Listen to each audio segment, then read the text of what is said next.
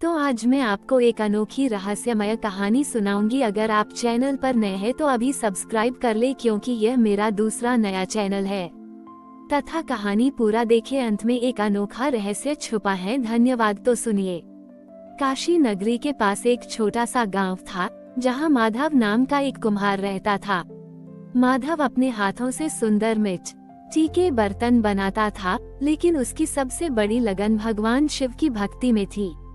वो हर श्रावण में, विशेषकर सोमवारी को, नंगे पैर काशी विश्वनाथ मंदिर जाता और शिवजी को बेलपत्र व जल अर्पित करता था। माधव बहुत गरीब था, लेकिन उसकी श्रद्धा अपार थी। इस वर्ष श्रावण की तीसरी सोमवारी थी। पिछली रात से ही भारी वर्षा हो रही थी। लगातार बारिश के कारण सड़कें कीचड़ से भर गई थीं और नदियां उफान पर थीं। गांव के लोग माधव से कहने लगे, माधव, इस बार रहने दो। इतनी बारिश में काशी तक जाना बहुत मुश्किल है। शायद इस बार भोलेनाथ तुम्हारी सेवा स्वीकार नहीं करेंगे। माधव ने उनकी बात सुनी, लेकिन उसके चेहरे पर कोई शिकन नहीं थी। उसने धीरे से कहा, मेरा शरीर कितना भी थका हो या राह कितनी भी मुश्किल हो, मेरा मन तो भोलेनाथ के चरणों में ही है। अगर मैं आज नहीं गया तो मेरा मन मुझे कभी माफ नहीं करेगा। सुबह हुई और बारिश थोड़ी धीमी हुई, लेकिन राह अभी भी दुर्गम थी। माधव ने अपने मैले कुचले कपड़े पहने, एक छोटी सी पोटली में बेलपत्र और धतूरा रखा और अपनी पुरानी लकड़ी की लाठी लेकर काशी की ओर चल पड़ा। रास्ते में कई जगह पानी भर गया था और कीचड़ घुटनों तक आ रहा था।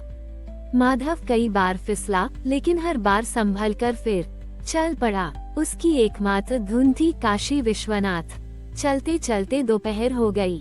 माधव अब एक घने जंगल से गुजर रहा था। अचानक उसे एक बड़ा सा पेड़ गिरा हुआ मिला, जिसने रास्ता रोक रखा था। अब आगे जाने का कोई मार्ग नहीं था। माधव निराश होकर वहीं बैठ गया। उसने पोटली से बेलपत्र निकाले और उन्हें निहारने लगा। उसकी आंखों में आंसू आ गए। हे भोलेनाथ, वो मन ही मन बोला, आज मैं आप तक नहीं पहुंच पाया। क्या मेरी ये तपस्या अधूरी रह जाएगी? तभी उसे एक आवाज सुनाई दी। वह आवाज कहीं से नहीं, बल्कि उसके अंदर से ही आ रही थी। माधव, मेरे भक्त, तू क्यों उदास है? मैं तो कण कण में समाया हूँ। अगर तू मुझ तक नहीं पहुँच सकता तो मैं ही तुझ तक पहुँच जाऊंगा। माधव ने आंखें खोली। उसे कुछ भी दिखाई नहीं दिया, लेकिन उसके मन को एक गहरी शांति मिली। उसने सोचा, ये तो मेरा भ्रम होगा। वो उठा और अपनी लाठी की मदद से जंगल में ही एक छोटी साफ जगह खोजने लगा। उसे एक बड़ा चिकना पत्थर मिला, जो शिवलिंग जैसा दिख रहा था। माधव के मन में आया कि क्यों न यहीं शिवजी को अपनी भेंट अर्पित कर दे। उसने श्रद्धा से उस पत्थर को साफ किया, अपने पास बचे हुए थोड़े से गंगाजल, जो उसने घर से ही लाया था, से उसे स्नान कराया और फिर एक एक करके बेलपत्र और धतूरा अर्पित करने लगा। वह मन ही मन शिव मंत्रों का जाप कर रहा था। उसकी आंखों से भक्ति के आंसू बह रहे थे।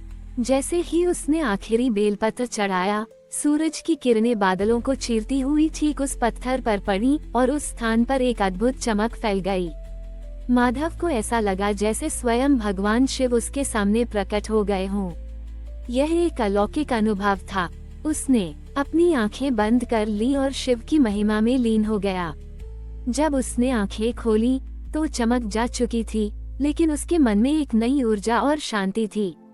उसने समझ लिया था कि भगवान शिव को किसी बड़े मंदिर या भव्य यात्रा की आवश्यकता नहीं है। वे तो सच्चे हृदय की भक्ति में वास करते हैं। माधव घर लौट आया। उसका मन पहले से कहीं अधिक प्रसन्न था। गांव वालों ने उसे सकुशल देखकर राहत की सांस ली। जब माधव ने उन्हें अपनी कहानी सुनाई तो सब हैरान रह गए। उस दिन से माधव की कहानी यह सिखाती है कि सच्ची भक्ति किसी दूरी या बाधा की मोहताज नहीं होती। भगवान शिव छोटी ही वह तो अपने भक्त की निष्ठा देखते हैं, न कि उसकी यात्रा की कठिनाई। श्रावण की तीसरी सोमवारी उस कुम्हार की अटूट श्रद्धा का प्रतीक बन गई, जिसने बताया कि ईश्वर कण कण में व्याप्त हैं। माधव की श्रावण की तीसरी सोमवारी की कहानी गांव में आग की तरह फैल गई। लोग हैरान थे कि कैसे एक साधारण कुम्हार की इतनी सच्ची शक्ति ने भगवान शिव को स्वयं प्रकट होने पर विवश कर दिया। इस घटना के बाद माधव के प्रति लोगों का आदर और भी बढ़ गया। वो अब सिर्फ एक कुम्हार नहीं बल्कि एक जीवंत उदाहरण बन गया था कि विश्वास की शक्ति क्या कर सकती है। माधव ने उस चमत्कारिक पत्थर को, जहां उसे शिव की उपस्थिति का अनुभव हुआ था, कभी नहीं भूला। वो हर दिन उस स्थान पर जाता, उसे साफ करता और चुपचाप वहीं कुछ देर बैठता। धीरे धीरे गांव के अन्य लोग भी उसके साथ जुड़ने लगे। वे भी उस शिव पत्थर को पूजने लगे। कुछ ही समय में वह जंगल का छोटा सा हिस्सा गांव वालों के लिए एक पवित्र स्थल बन गया। एक दिन गांव के मुखिया और कुछ बड़े बुजुर्ग माधव के पास आए। उन्होंने कहा, माधव, तुम्हारी भक्ति ने हमें एक नई राह दिखाई है। जिस स्थान पर तुमने शिवजी का अनुभव किया, वह अब हमारे लिए तीर्थ से कम नहीं। हम चाहते हैं कि वहाँ एक छोटा मंदिर बनाया जाए ताकि आने वाली पीढ़ियां भी तक छोटे तुम्हारी कहानी से प्रेरणा ले सके और यह जान सके कि ईश्वर को कहीं दूर ढूंढने की आवश्यकता नहीं। माधव पहले तो संकोच में पड़ा। उसने कभी मंदिर निर्माण की कल्पना नहीं की थी। वह तो बस अपनी भक्ति में लीन रहना चाहता था, लेकिन गांव वालों का उत्साह और सच्ची भावना देखकर वह मान गया। गांव के सभी लोग, अमीर गरीब, बच्चे बूढ़े, सब मिलकर मंदिर निर्माण के काम में जुट गए। किसी ने पत्थर लाए, किसी ने मिट्टी और किसी ने अपने हाथों से काम किया।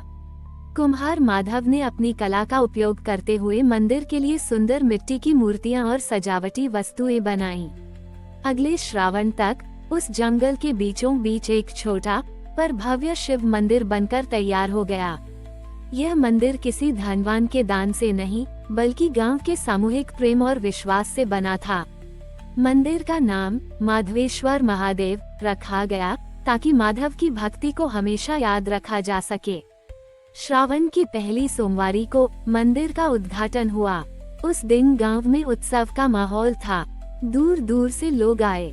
अब गांव वालों को काशी जाने के लिए इतनी मुश्किल यात्रा करने की जरूरत नहीं थी। वे जानते थे कि माधवेश्वर महादेव में भी उतनी ही शक्ति है जितनी काशी विश्वनाथ में। और तब से हर श्रावण की तीसरी सोमवारी को उस गांव में एक विशेष परंपरा शुरू हो गई।